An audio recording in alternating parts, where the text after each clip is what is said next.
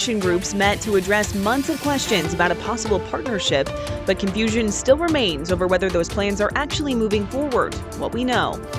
We're going to continue with this trend of cool and breezy weather, but I'm tracking showers for the weekend and the chance for some frosty conditions Sunday and Monday morning. And we now know the identity of the 19-year-old UW student killed in a stabbing over the weekend. This as the suspect appears in court for the first time, the latest in the case.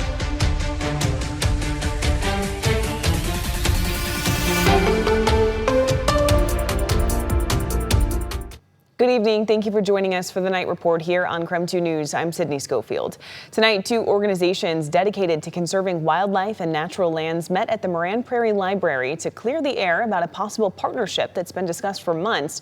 There is still some confusion about whether those plans are actually moving forward. KREM 2's Connor McAvoy breaks down what happened at tonight's meeting and what comes next. For months, board members of the Inland Northwest Land Conservancy and the Dishman Hills Conservancy have been discussing whether they could accomplish more together than apart. Both groups share the same mission, preserving natural lands in the Inland Northwest. Dave Schaub, executive director of the Inland Northwest Land Conservancy, says a partnership could help expand that impact. Can we conserve more land? Can we engage more people on the land? Can we educate more of our community about the importance of land and land conservation? Schaub says both boards believe working together could help advance their shared goals. But when members of Dishman Hills learned about the talks, some say they felt blindsided. We were very surprised that they were moving so quickly. That concern led some members to organize an emergency meeting Thursday night at the Moran Prairie Library. The meeting was not officially hosted by the organization, but by members who worried a merger had already been decided without community input. Schaub says that's not true. He says while both boards have been discussing the idea regularly, no final decision has been made. Instead, he says any merger would require a vote from members of both organizations. Both conservancies also plan to hold community meetings to gather feedback from supporters and members. He says that would take several months before any kind of vote. Volunteers, supporters, education partners, those would come into the operations of Inland Northwest Land Conservancy if the merger were to happen, and then help amplify the work throughout the larger area. For members like Jeff Lambert, that helped ease some concerns. This meeting that we had this evening was very positive because we started a conversation. Those conversations are expected to continue in the coming weeks. Community meetings are scheduled for June 8th at 5:30 p.m. at the Liberty Lake Public Library and June 9th at 6 p.m. at the Spokane Valley Library. Both Lambert and Schaub say they're hopeful those discussions will help shape what a future partnership could look like while keeping the focus on protecting land for the community. I just hope it's done in a way that honors the legacy of the Dishman Hills and allows the people who love it to support it directly. Whether the merger happens or not, there are plenty of opportunities for us to protect more land and partner together in doing that. Connor McAvoy, KREM 2 News. And it's time to talk weather now with meteorologist Michelle Boss. Michelle, a little breezy out there today, and you're tracking more wind for tomorrow. Yeah, so the wind just keeps blowing. We're not seeing the super high gusts that we saw on Wednesday, but it was really breezy today. And as you can see right now, taking a look at some of our current sustained winds, it's still kind of breezy out there, mostly right around the Spokane airport. Of course, they're up on the West Plains, so they tend to get a little bit windier, but 18-mile-per-hour sustained winds. We aren't really seeing any higher gusts in the area. We were anticipating a few sprinkles this evening. That just kind of fizzled out. As you can see, that rain, as it moved eastward, just kind of dried up, and then it's kind of reassembling itself over the Rockies as it continues to push eastward. So things should be dry for the rest of the night tonight. 52 degrees right now in Spokane and Coeur d'Alene, also 52 in Moses Lake, 52 in Deer Park, and in the mid-40s across the Washington and Idaho Palouse. Clear to partly cloudy skies expected tonight. We will start off with some sunshine tomorrow, and then we'll see more clouds in the afternoon, similar to today, as we have a chance of rain returning tomorrow night. Do anticipate wet weather for our weekend, continued breezy and cool temperatures on Saturday, highs only in the mid-50s. Right now, it is looking like the wet weather should start winding down just in time for the Torchlight Parade tomorrow evening. We'll definitely be keeping track of that. Otherwise, look for a cool weekend ahead with highs in the 50s. A judge sentenced a man who fired a gun into a North Spokane pub to 22 months in prison. 32-year-old Gibson Reichlin pleaded guilty to 1 count of second-degree assault and 1 count of second-degree of unlawful possession of a handgun. The shooting happened in February of 2025 after Reichlin fired the gun into a bar after being denied service. Fortunately, no one was hit in this incident. This is Reichlin's second time being convicted of unlawful possession of a firearm. The driver of the car that crashed on Airport Drive last week is now facing charges of vehicular homicide and assault. The crash killed 1 person and injured 3 more. Police say it appears that alcohol was a contributing factor in this crash. Today, the driver, 22-year-old Salam Batlock, was arrested at his home and booked into the Spokane County Jail. Spokane Valley deputies are asking for the public's help tonight in finding 2 preteens. The 2 12-year-olds, Celine Emer and Brooklyn Wood, were reported missing by their parents earlier today. Celine, who may appear or present as possibly male, is 5'7" with a medium build, brown eyes, and short purple hair. They were last seen wearing a dark t-shirt and baggy jeans. Brooklyn is about 4'9", weighs about 80 pounds, and has blue eyes. She reportedly cut her hair and it's brown with green highlights. Deputies say that according to the parents, they could be traveling together on bikes heading to Idaho, specifically the Rathdrum area. It's not confirmed, though. If you do see them or have any information, you're asked to call Crime Check. That number is 509-456-2233.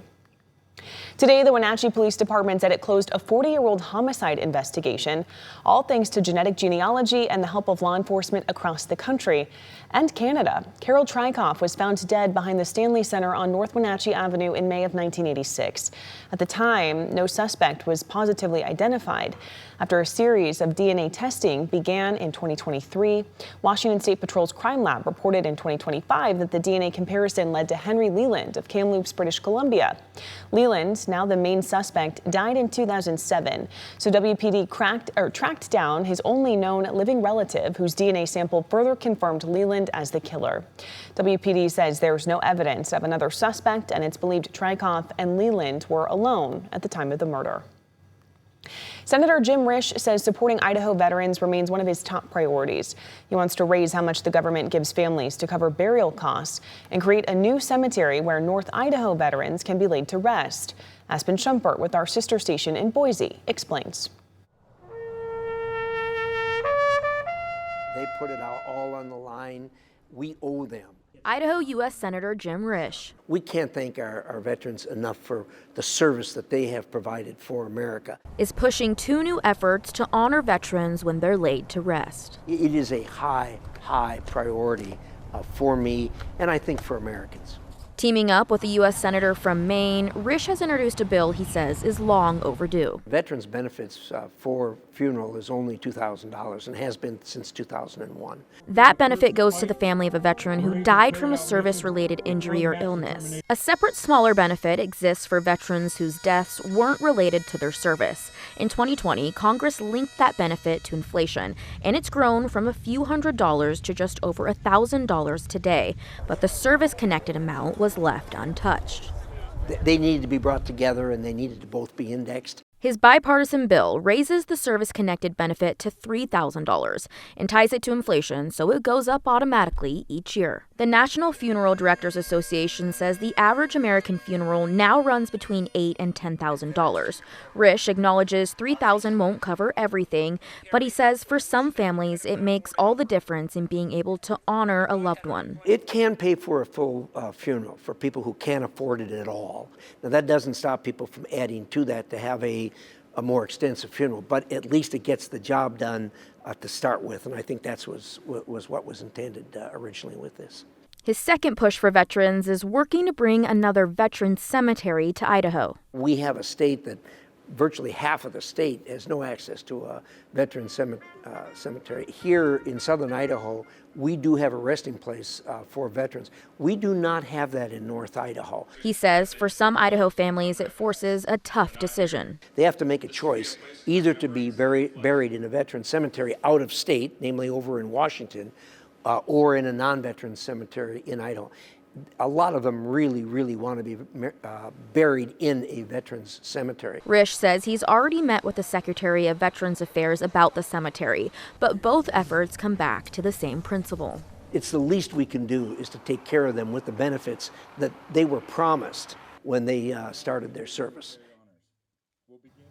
That was Aspen Shumpert reporting. The funeral benefits bill is expected to come out of committee in the coming weeks. There's no firm timeline yet for a North Idaho Veterans Cemetery, but we'll keep you updated. Last night, KREM 2 and Gabriel's Challenge hosted Let's Talk, Facing Fentanyl Together, a powerful community forum focused on the fentanyl crisis impacting Spokane and communities all across the country.